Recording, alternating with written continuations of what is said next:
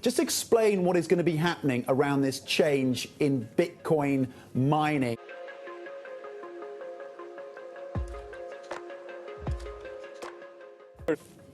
Sure, Tom.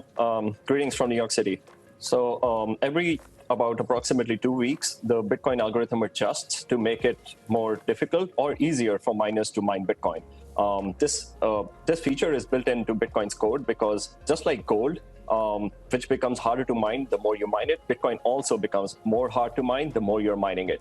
But now less people are mining it because the Chinese government just cracked down across the country, as a result of which about 50% of all computing power that was mining Bitcoin disappeared in the last, say, 40 days. Because of that, we are expecting this adjustment that's coming tomorrow to make it much easier to mine Bitcoin. So it's good news, Tom, for everyone who's mining Bitcoin outside China. By design, the amount you're mining or the rewards you're making are proportional to the amount of computing power that you are putting in compared to the global computing power of Bitcoin mining. Now, that share has just increased because the global computing power of Bitcoin mining just went down by 50%.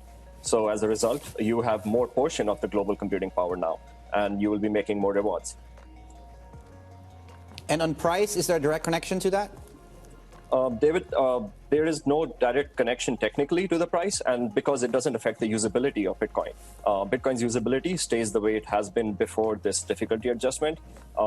It shouldn't change for traders, for users, for businesses. It's the same as it was before, easy or not easy. But markets are irrational. They often they often swing according to even tweets, and so there could be some effect on sentiments of the market as a result of this record drop. And what about transaction fees? The transaction fees are already very high, but it doesn't affect most of the usability of Bitcoin, because most usability of Bitcoin is for speculative trading. Only a minor portion of those are transactions on the blockchain where people are paying to buy coffee, for example. That will not be affected by this. However, if any change, it will only go up because there is less computing power of Bitcoin. There is a big congestion backlog of transactions waiting to be encrypted by the miners on the blockchain. Now that will take longer. Okay, Nishant, I've heard an argument for some in the crypto space saying that actually ultimately the crackdown here in China is going to be long-term positive for Bitcoin and other cryptocurrencies because it's going to lead to greater decentralization. Is that a valid argument? Do you see that happening? Sure, Tom.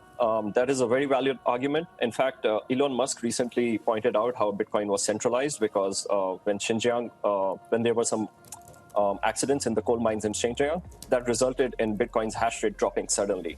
And so he pointed out that it was very centralized. And now the Chinese government just gave him a counter argument.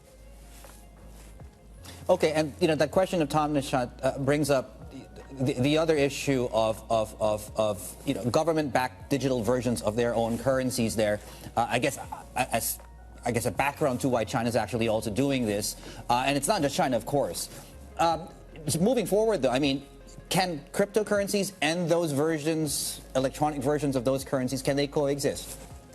Sure, David. So there's a misconception in the public that both are digital currencies, so both are competing, but both are very different. One is a digital version of the existing Chinese yuan.